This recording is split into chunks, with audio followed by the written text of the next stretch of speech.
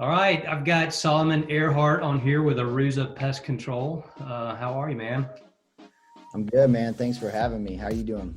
Man, doing great. 70 degrees down here in Auburn, Alabama. How about your way? It's good. I'm actually in Orlando, Florida right now. We're setting up a new office here this year, and so it's like 75 degrees today and sunny, so I'm not complaining. That's awesome. I know I'm tired of cold and wet. And I feel like every podcast episode I start talking about weather, and now we're finally, getting into the spring season, get a little warmer, maybe start seeing some bugs and maybe a little bit more revenue now coming in the busy season. So, man, I appreciate you being on here. For everybody listening or watching this, we are doing a Zoom call today, so Maria's got that set up for us. And Solomon and I met through the ELP program for NPMA. We were both, I guess, selected for the 2021 class for the executive leadership program, and there are 6 of us in the class, and it's been pretty cool seeing the resumes and the background and getting to know everybody. I know we've only had 1 or 2 sessions, but man, I was super impressed with seeing your background. Of course, I started doing a little recon and Googling your name and your company and Facebook and all that. I'm like, wow, man, this guy's killing it, man. You guys are, I think, probably one of the fastest growing pest control companies in the country, which is amazing. You're a few years younger than me. How old did you say you are, Solomon? 33. I'll be 34 in April. You old man, you. So you've got me about like eight years or so. And of course, here I am at 42 starting a pest control company. But man, I appreciate you being on here. And, the point of this is just to share kind of your experience. I've gotten to know you a little bit, but not a whole lot. And so I wanted to learn a little bit about your background and hear your story, and then maybe kind of go into your company and what you've been doing, and, talk about your success and failures and all that good stuff. So tell me, where are you from, and what's your background and story, and how'd you get into pest control? Yeah, definitely. So I'm from Minnesota, born and raised in like a small little farm town. I moved to Mesa, Arizona when I was 17 and kind of finished my senior year of high school there. I was on like a semi-professional mountain biking team, so I kind of got the opportunity to move to the nice warm weather so I could ride all year, and I loved it down there. So I ended up staying in Arizona for 12 years. And after after high school, I started doing community college, and I ended up dropping out of community college just because I had gotten a sales job and started making some commissions, and was really, moolah. Yeah, I was more motivated to make money than go to class. And that was kind of a typical thing for me anyways. I was more of a doer than sit in a room and try to learn something. But I got into sales, like first selling cell phones at like a kiosk in a mall. And that's kind of when I first fell in love with like the whole sales process and developing those skills, which led me into getting into like personal training, selling and things like that. Cause I was going to school for nutrition, and I was very active still, cycling and competitive sports and stuff like that. And then ended up becoming like a fitness director where I ran LA Fitnesses throughout, Arizona, and kind of became known as like the fixer, right? So they would send me to these clubs that were failing, and I'd fire everybody and work with all the customer complaints and get retention up, and, bring my attrition levels down, and rehire everyone and train them and get the sales going again. And then they'd move me to the next place, right? And I was at LA Fitness for about 6 years, managing those clubs, and was always kind of had that carrot dangled in front of my face, like, let's do one more club, and you'll be VP, and working 12, 15 hours a day, 6, 7 days a week, and try to take a vacation time to go see some family back up in Minnesota, and it would just kind of get rejected all the time, like, oh well, let's do it in 2 more weeks, or let's do it in 2 more weeks. And and every year I ended up just getting paid out my PTO because I would never end up getting to use it. And so, from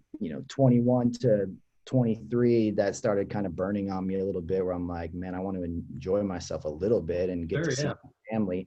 So I kind of started getting that bug in my head that it's like, I need to maybe do something different and change it up a little bit. And, there was a girl that worked at the reception desk at the gym, and her brother, happened to be a partner in like a pest control company. And she was like, man, you'd be really good at pest control sales. And like coming from Minnesota, like we don't really have pest control up there. I was like, what the heck is control sales? Like, what are you talking about? And she got me in touch with her brother, and I ended up meeting with the owners of the company and kind of, got involved with there and ended up making a decision to jump ship, which what they do is they kind of put together door-to-door sales teams. So in the summers, Right. they would send these teams of guys out to their markets that they had throughout the country.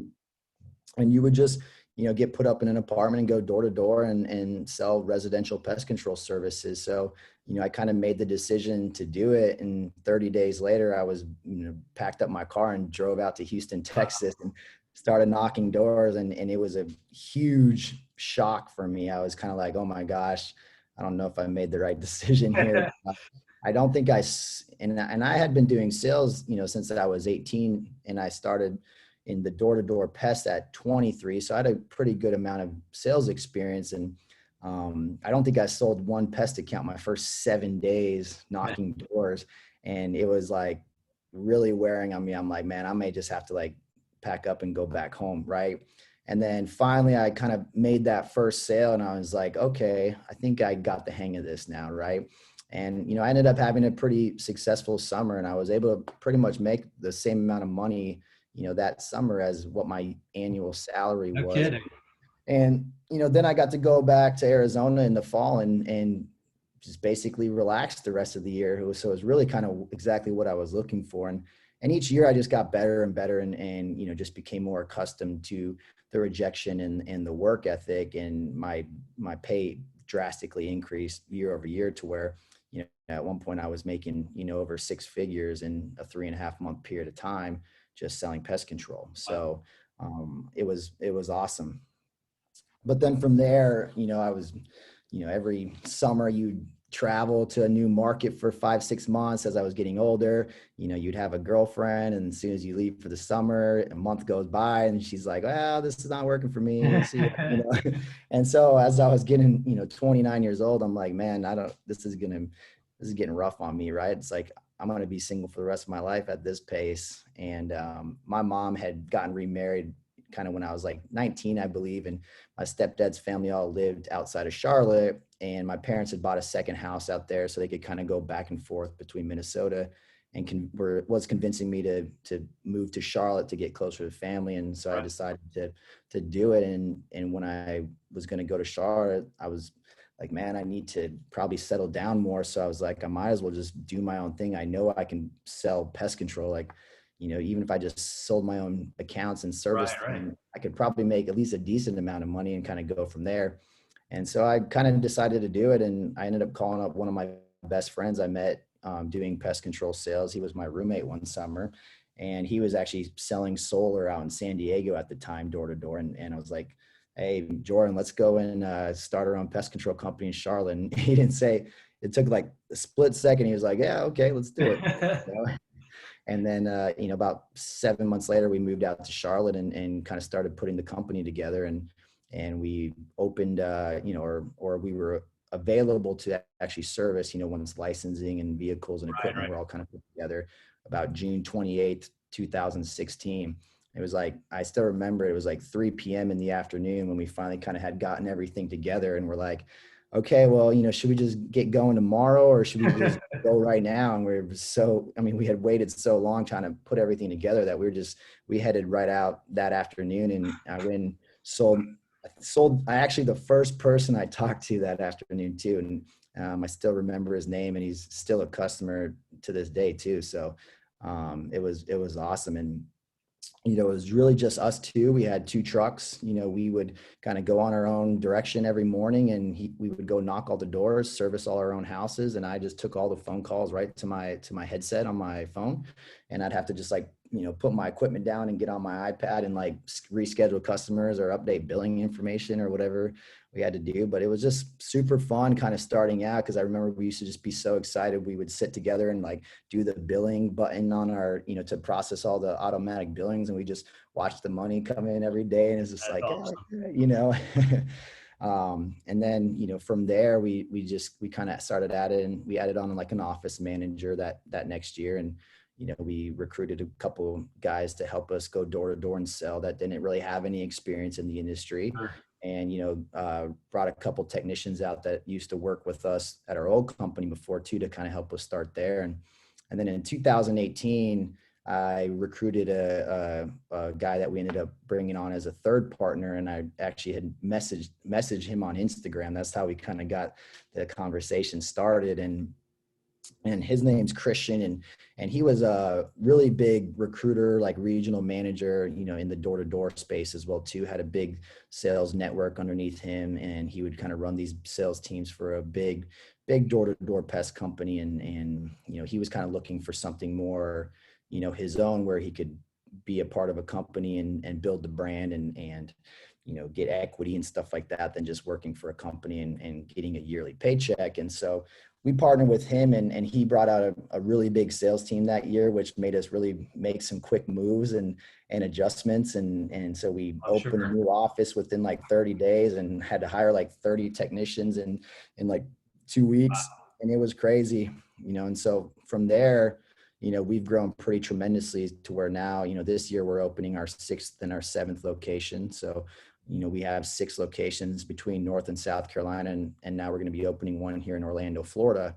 And we're over 50 full-time employees. And we've also, created another company, Aruza Marketing, where we have kind of, created a door-to-door sales program, much like the company that much like the programs that we kind of came up through as well too, where this year we'll probably have about over 250 door-to-door sales reps. Wow. Underneath that company. And, we recently just partnered with Massey Services, where we're actually going to be marketing, sales for all their Texas markets. So that's pretty exciting. So, we've been on a pretty fun journey. And it's been moving really, really quickly. I joke with my girlfriend all the time, because I actually met her because she sold us payroll services with ADP.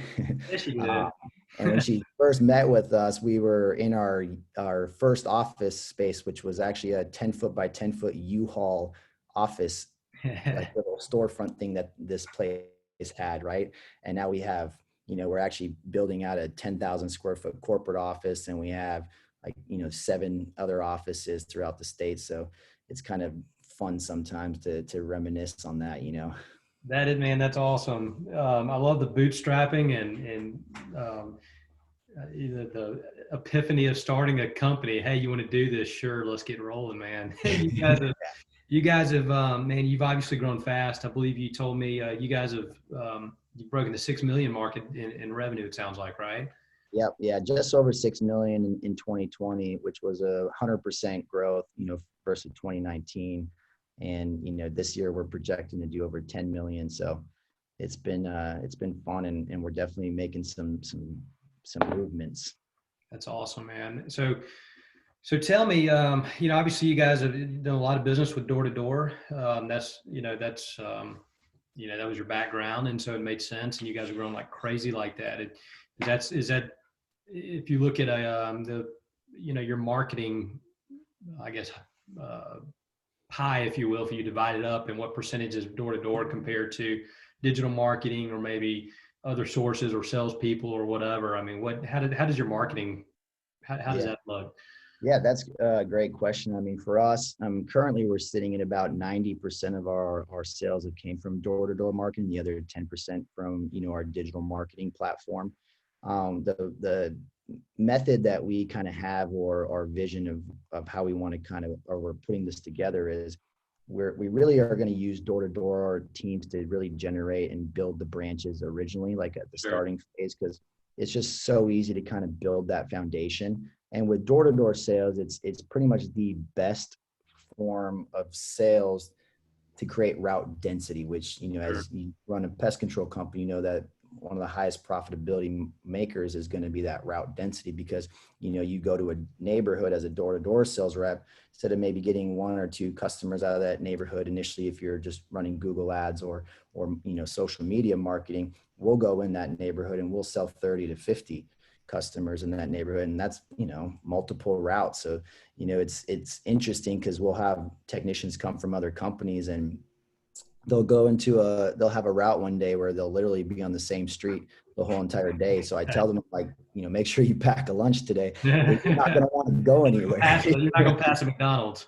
Yeah, exactly. Make sure you go to the bathroom before you get to your house, because might as well just go right up the street and finish them. And so, we like to start with the door to door and really build that foundation. But then, what the goal usually is as that foundation gets pretty solid and you start getting a lot of that organic, referral leads as well too. And you build that online reputation where you got the reviews online and your SEO's taken off. Then we kind of start pulling those sales teams back and pushing more of that revenue into the, digital marketing phase, and start, generating some of those type of leads, because those sales are generally going to retain longer. They're usually going to be slightly higher, contract values as well too. With door to door, I mean, you're selling people, right? So it's very emotional sales process. So there's a lot of people getting sold that typically may not just choose to go get pest control on their own. So you can tend to get a lower retention rate on a door to door account than you would on like a, referral or a, marketed lead. So. Sure.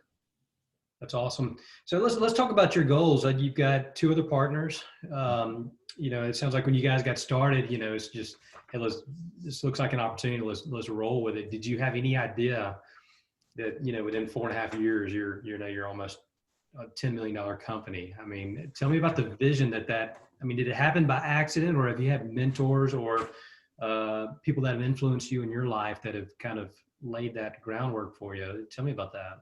Yeah, I mean, obviously coming from a pretty successful door-to-door pest control company. I mean, the owners that I used to work for, they're great guys, and I was able to see a lot of their success and how they kind of structured a lot of things. But, I think as most people too, it's like you work for a company and you're like, oh yeah, these things are great, but it's like, I feel like there's some things we can do a little bit different or maybe better, not saying that their case is wrong, just something different maybe, right? And so I think that's why a lot of people initially try to start their own companies. They think there's something they can do a little different. Sure. But when me and Jordan started it, we really had no idea that it would be kind of where it's at now. I mean, we always had the idea, it's like, look, we could kind of just keep it low key, or, we could, blow this thing up and create something massive.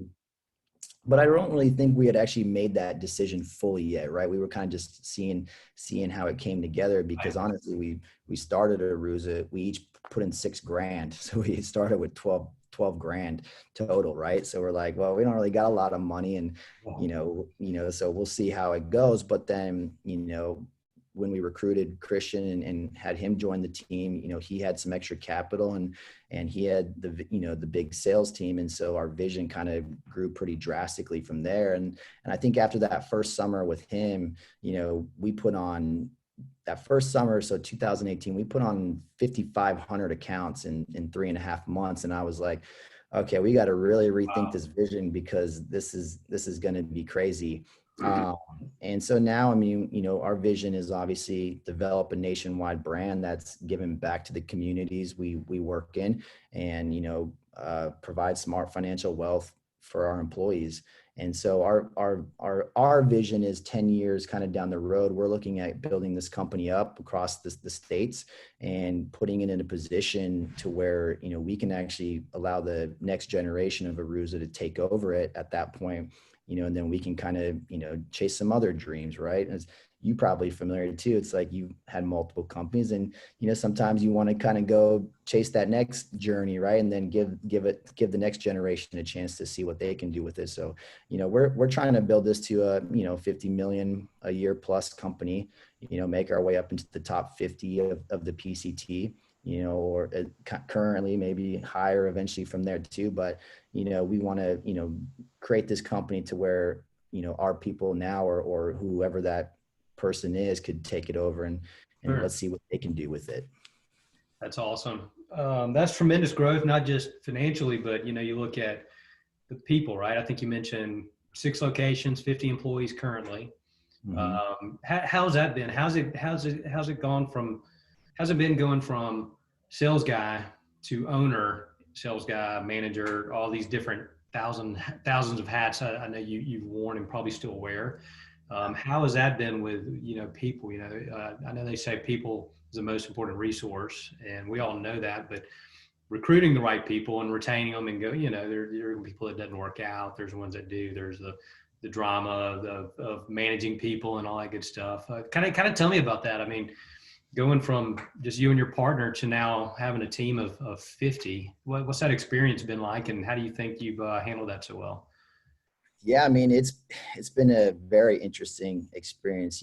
Obviously when you're starting out, just us two, it's like it's very easy to manage yourself, right? Because you're disciplined and you kind of have that drive. And especially as an owner, it's like you're bought in, right? So you have the vision. And then, as we started growing and adding employees on, it's been interesting because for me specifically, I'm very like OCD and I'm slight perfectionist. So I always want things Sure. done a super specific way. And so as you bring a lot more managers or leaders into your company, I struggle sometimes with trying to withhold my perfectionism, on what they're doing, because it doesn't resonate the same to them. So, I've been having to really just focus on personal development a lot, which has always kind of been something that I've focused on, is like growing and developing, but it's been something that's really, dialed in to me lately, especially over the last few years. And part of the reason why I,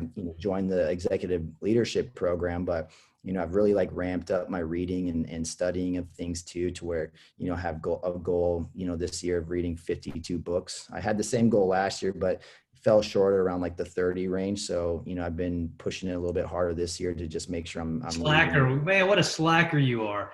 I know, I know. And then it's like, I've been personally starting to work with a lot of different business coaches and mindset coaches to kind of help, elevate my game. And I think I've been working very hard on like time management and scheduling, skills. And I think that's been a huge benefit to help me just make sure I'm putting my mind in all the right places and resources in all the right places. And because like you said, I mean, I still do currently hold a lot of hats, and so it's like, I got operations that I'm running, and then I got finance stuff, and I'm sales, and then I got marketing, and I got to make sure I set time for coaching, and still some sales and recruiting stuff for the door to door. Even though my partner kind of runs a lot of that stuff for me, but I have guys that I've kind of brought into the sales organization that I want to make sure I focus on them too. So, I do a lot of like time chunking throughout my days to make sure that I'm putting my focus in all the right places.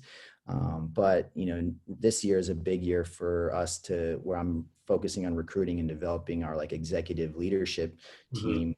So I've been fortunate enough to where I think I've found a pretty good area where I'm started getting a lot of talent, that we've been able to capture and get in here.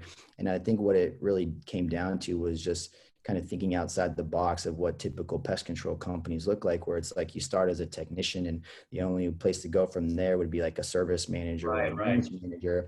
And it's like there's a lot of people that love servicing houses and taking care of customers, but they just don't want to be managers. And if you don't have a resource for them to be able to grow it within a company and eventually potentially retire, you either going to lose them to a different industry, Right, right. or they're going to be forced to go into a management role where they might just not actually be great in that role. And you can either, lose production in that branch, or they could get unmotivated and end up leaving as well too. So I spent, the last year really just dialing in kind of our organizational chart on our branches and just trying to think of different ways to structure it. And then like broke those positions down into stages and quality metrics that we're looking for, and created a specific advancement outline chart to where when we're hiring, candidates, even from the entry level role, they can specifically see how they can advance within the Career company, path, how yeah. that pay would change, and everything that they would have to do step by step to make those advancement opportunities, and also broken them down to where each stage you're learning something new about that position or that role or the industry as a whole, right?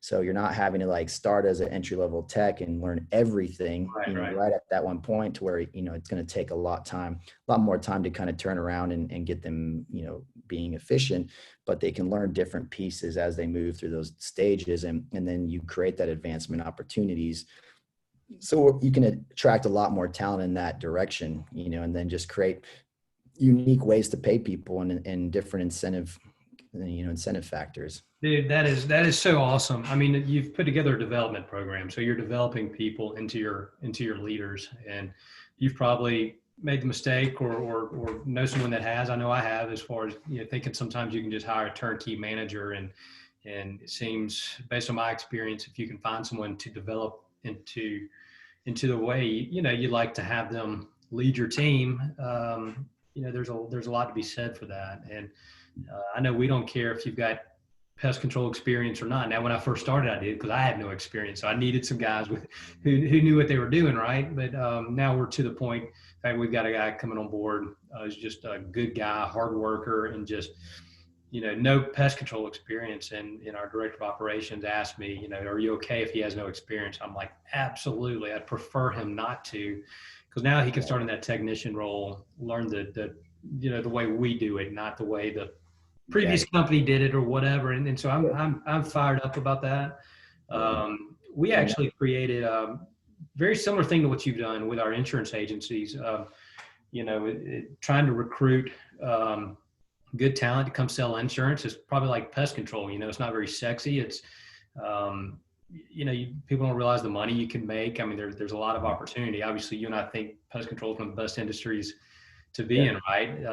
Don't tell anybody. It's like a hidden secret. But we developed a development program for insurance agencies to basically show them the exact same thing, a career path. You start off as an associate, and you're getting lots of coaching and training. It's not just getting thrown out there. It's you're having your phone calls listened to, so we can develop and train and work on sales and objections. And whereas 10 years ago, I'm hiring somebody, just throwing them in a cubicle saying, all right, start selling.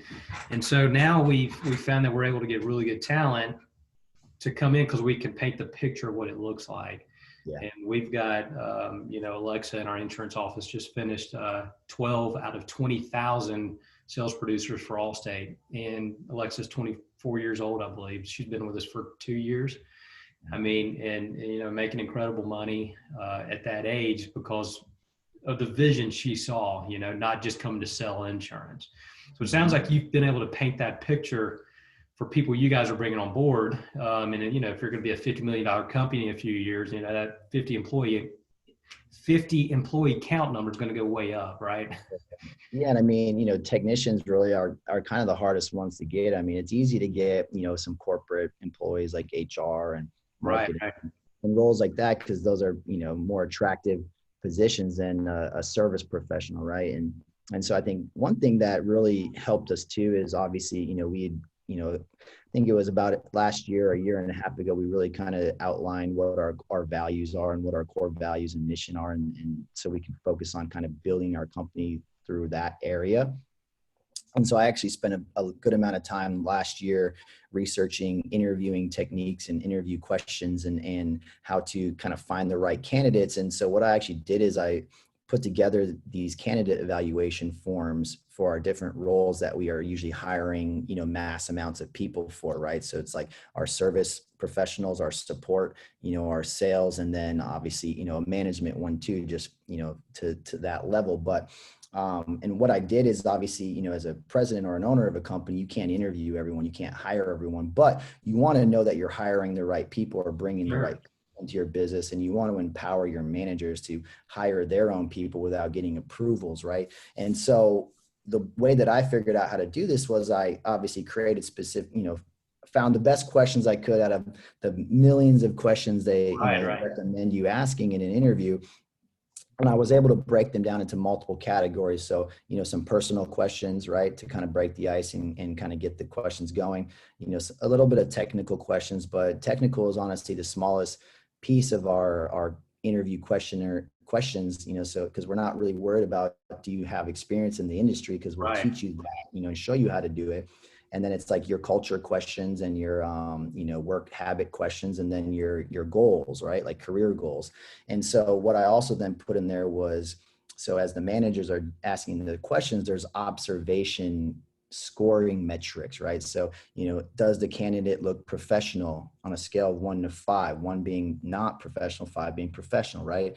How did the candidates speak? How do they understand customer service?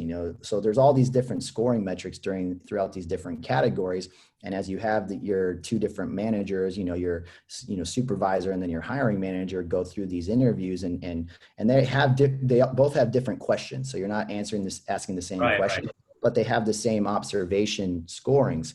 And so what we do is we've made it to where you can only hire somebody if they've scored a 4 or higher on the average of the scoring metrics. So then I know no matter who we're hiring, I know that at least they've scored a 4 or higher on these different observation metrics that we're looking for, to where we can find the perfect candidates.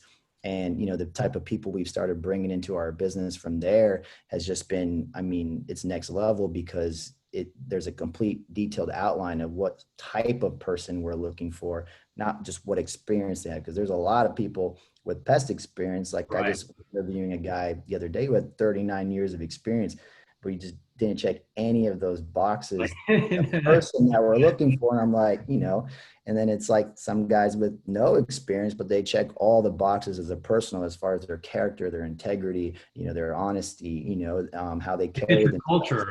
Right. I would assume that's one of your big boxes to check off. Are they going to fit the culture and buy into your vision? Exactly. And one big thing, and you're probably going to run into this a lot now too, is there's been some people who are great, people and probably great technicians and have a lot of experience, but they didn't fit the company because they weren't tech savvy either. And we're all tech, we don't even use paper. And it's like, I've made the mistake before we kind of developed this evaluation forms of hiring a guy with experience. And we couldn't even get him to learn how to use an iPad or a tablet or a computer at all. So we ended up having to, kind of let him go just because he couldn't figure it out, and he kept messing stuff up in the system. So, that's a big thing too, is like, well, how does your company work? Because there's a lot of guys that are just still used to filling out paper forms. Yeah.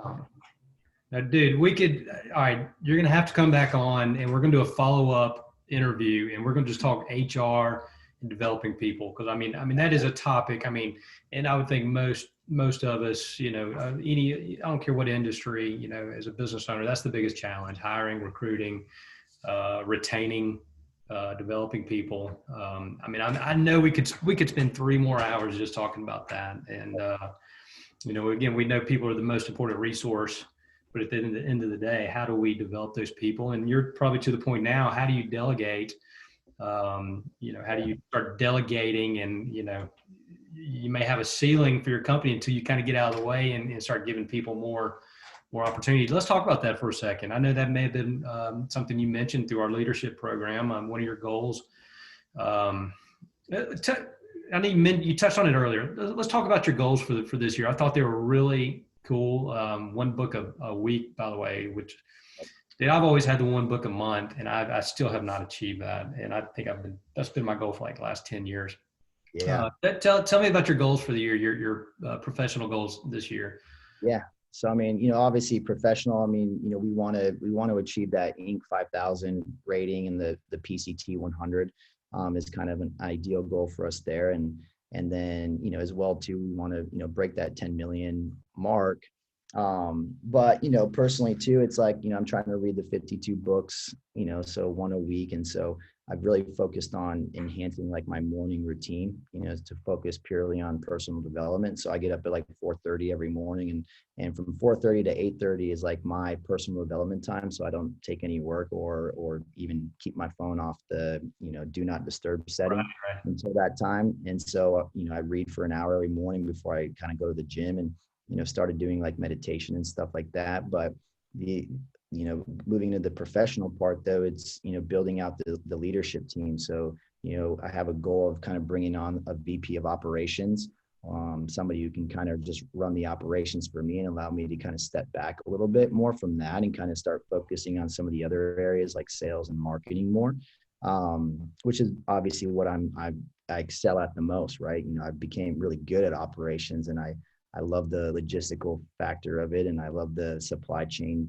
part of it, and I love the financials, and trying to figure out ways to, tweak and make things a little bit different to enhance, profitability. And I've actually done very well at that too, kind of year over year, just, increasing, our gross margins and our net margins drastically. I mean, this year we averaged, a 60% gross margin, which is, Wow, you know, awesome. industry standards are like 50 to 55. And I think, in some of my markets this year, I think I might be able to push over the 70s with some of the service changes I'm going to be making. Not dropping service protocols or Right, using cheaper products. We're actually ramping up and using some more expensive products, but just how you're ordering and buying products, but then really what our subscriptions are kind of going to be doing, so we're going to be moving to like a monthly subscription base instead of a per service base, right? So it's going to be a little different there to where it's not really attached to the services per se, and customers can kind of take on demand services or turn off the services, but the billing won't stop and will be there right. for them the minute they need to. And so some of those big changes we have are gonna be huge. And then all the little things too. I'm always trying to figure out like efficiency stuff, so I'm trying to create our routing efficiency as far as I will like ride with the technicians and time stuff for them to like get out of the vehicle and grab the Mm, product, get to the door and talk to the technician customer and get back to the door and switch from this product to that products. And so I've been tweaking how we put our vehicles together as far as where the sprayers go and where the right. granulators are to where this is, to try to figure out, those little time things. I'd read this book or this article, I couldn't remember, and I think it was talking about UPS, and they were talking about, that they had this issue where it was costing a lot of downtime, and for UPS, it's like billions and billions of dollars for a few seconds of downtime, because when the driver would go up to the door and come back and he'd like fumble for his keys in the pocket to like start the car. And what they came up with was a protocol where when the driver would get out, he would loop the key around his finger. So he'd carry the box up to the door, come back to the car, key would already be in his hand, start it, and it saved him like billions of dollars. I mean, like just those little tiny things are what really kind of excites me sometimes. And so, my goals this year is obviously, I'm trying to bring our net margins, to about 20%, 30%, and try to increase over that 60% range on our gross margin. So I'm just kind of looking for those little ways to do things better, but never sacrifice the quality of the service or what we're Sure. providing to the customer. So, That's awesome, man. Efficiency. I share the similar traits, being OCD, and I can't stand inefficiency. And my mind works the same way. I see something not as it is, but how it could be, or should be, and which can drive us crazy. Probably why I have high blood pressure, but that's another story. But so kind of, wrapping up, I mean, again, I could talk to you all day. I know you're busy. You're down there in Orlando. Looks like when will you be going live with the branch down there? yeah, so I mean, we'll be kind of setting everything up in April, and we'll probably start putting on some stuff in beginning of April, but our sales team will get out here, first to second week of May. But got out here. I just hired a branch manager yesterday. So I had about 7 interviews that I did over a couple of days, and toured about 8 offices the other day. So I think we found a good office space, but honestly, commercial real estate out here in Orlando is like very slim pickings, and it's way more expensive than it is in North and South Carolina. So, it's a crazy market out here, but I'm excited. I mean, there's a lot of business here and a lot of growth in some of these areas. So I'm excited, but we should be live, with those new locations about the 1st of May. Nice. That's awesome. So kind of wrapping up, I like to get your perspective on where do you see not just the industry going. One of the reasons I got into this industry, and obviously we still have our Allstate insurance agencies, and it's rocking and rolling, and we're growing like crazy and all that good stuff. But we wanted to diversify into an industry that, number one, I didn't feel like was going away, that provided residual income, that wasn't going to be taken over by technology one day. I don't see Amazon coming to spray your house for bugs. It could happen with Amazon, knowing Amazon, I guess. But that's one of the reasons I got into the industry. But I would say, what I found is, we talked about this earlier, the industry probably needs to be modernized some, right? And obviously the professionalism part of it, is something I know NPMA is constantly striving to make it more, consumer education and more professionalism in the industry. Where do you see the future? Like, what does your company look like 5 years from now, 10 years from now, that you feel like with the use of technology or being modern, using like Amazon changing people buying, razors, and I always use this example of razors and deodorant and whatever from Walmart.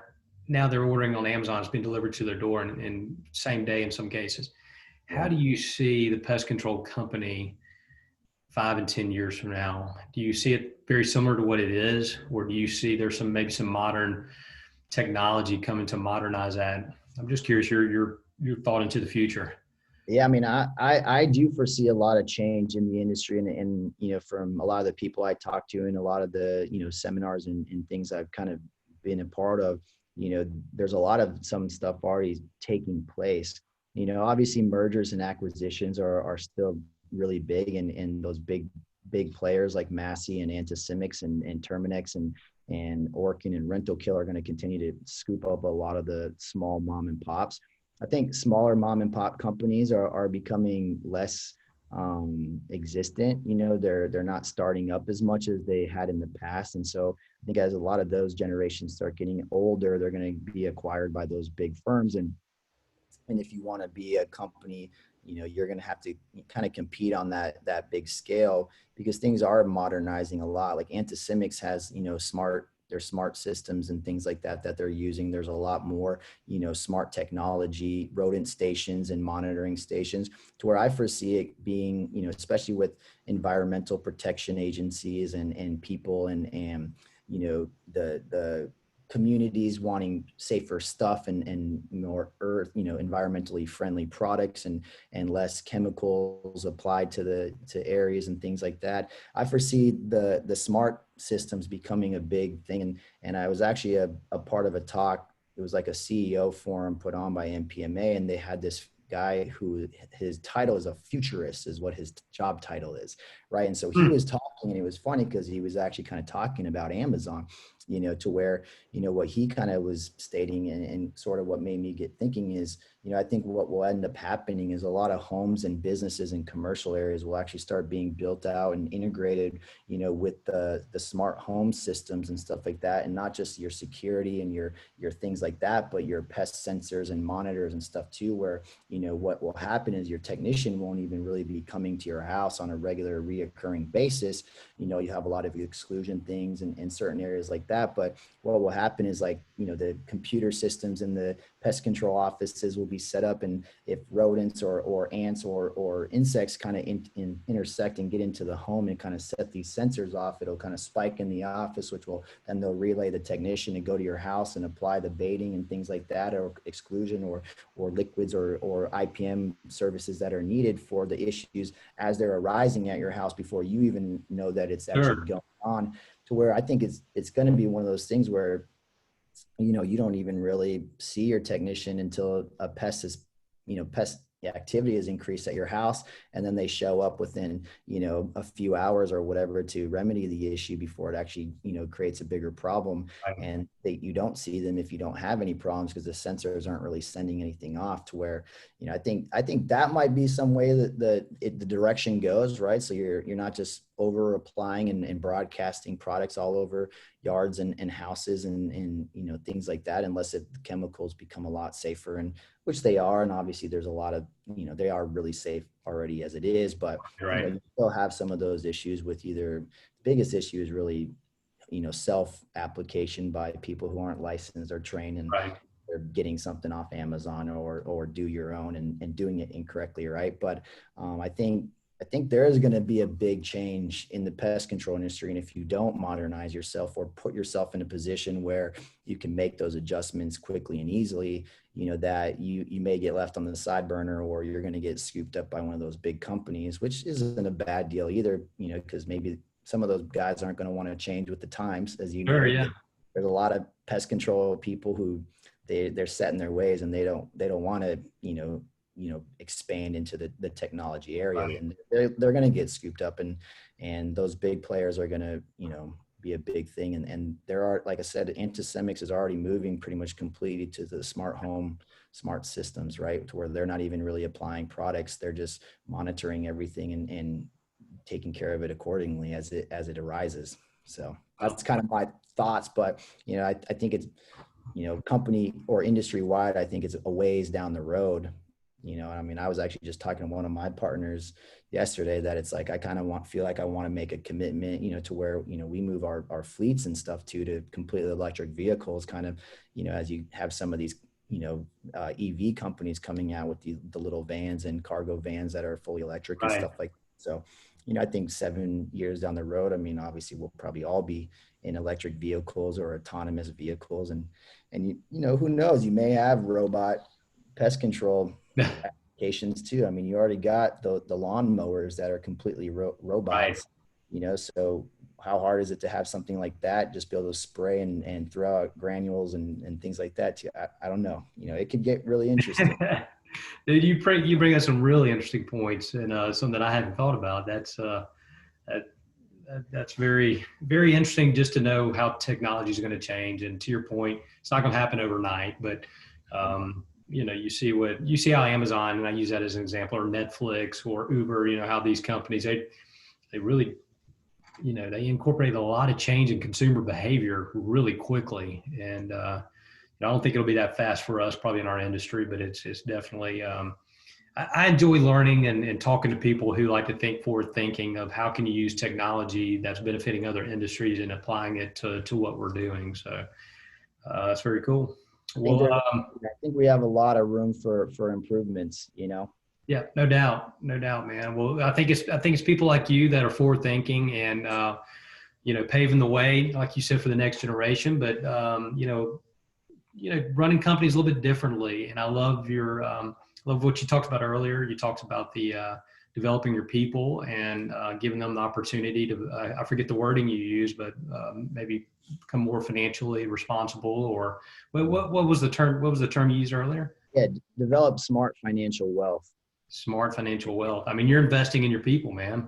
Yeah, so we put on like we call them like masterminds or like fireside sessions, where we'll kind of bring people in who are experts in areas of investing or taxes or mortgage financing or, credit repair, credit building, things like that, and just kind of put on, a virtual thing and record it so people can kind of go back and reference it, so they can learn those things. Because, I mean, there's really not a college course where you can go learn how to be financially savvy, right? And most people don't understand that. I get, it's the worst thing in the world when you have technicians and you're paying them well, or employees, and you're paying them well, and they're like coming to you, a few days before payroll, and they're like, can I get an advance? Right. Like, dude, like, I mean, like, no, let's not give you an advance. Let's sit down and figure out how we can get you more financially savvy to where you always have money left over and you're not waiting for that next paycheck, because you're always waiting for that next paycheck, or you're spending it all too fast, and you're going to be looking for the next job that might pay you $1 more, but it's not going to change the amount of money you have in your bank account. So I'd rather teach you how to be smart with your money, than just pay you more money. Like I made a joke one time. Well, it's not really a joke. It's kind of a serious thing. But one of my employees, I was like, we were talking about finances. I was like, look, I could give you a raise today and pay you $100,000 this year, but you'll still have the exact same amount of money in your bank account at the end of the year. I'd rather teach you how to be smart with your money to where you'll have way more than even if I gave you a raise, right? It just doesn't make sense, That's awesome, man. You're, like I said, you're investing in your people, and, maybe, you're making a difference in their lives. And that's, I stress that to our team that, as we have people on our team, and that may change, we may have someone that's here today that may be gone tomorrow. And while they're here, my goal is to make them reach their full potential, and not just professionally, but personally as well. And that's what you're doing. And I would assume if you can help them maybe be better stewards of their money, or maybe work on their budgeting, maybe that's just one little level of stress you've eliminated, mm-hmm. that they can now maybe come to work with a more clear head and maybe perform better at work. So it's actually obviously benefiting you as well. Exactly. So it's a win-win for everybody. Exactly. Love it. Well, man, I'm going to wrap up so you can get out there and take Orlando by its tail and enjoy that warm weather down there. And man, I certainly appreciate your time. It's been good learning more about you, and I'm sure we'll continue to spend more time together for the next 2 years through this program. I'm excited about. And Definitely. Well, we'll be together in Vegas here in a few months. So. That's right. I'm looking forward to it. All of our trips all of our trips last year, getting canceled. Pest World getting canceled, and then all the All-State trips we had won, and everything getting canceled. And so we leave for the Dominican Sunday. So this was like our first big trip since COVID. So we had just got back from the Dominican with our sales team just a few weeks ago, and it was amazing. Awesome. Well, I may sidebar with you on that and get your get some feedback. But yeah, we leave Sunday for spring break with the family, so looking forward to it. Man, appreciate your time, buddy. Enjoy your time down there, and we'll catch up soon. Definitely. Thanks for having me.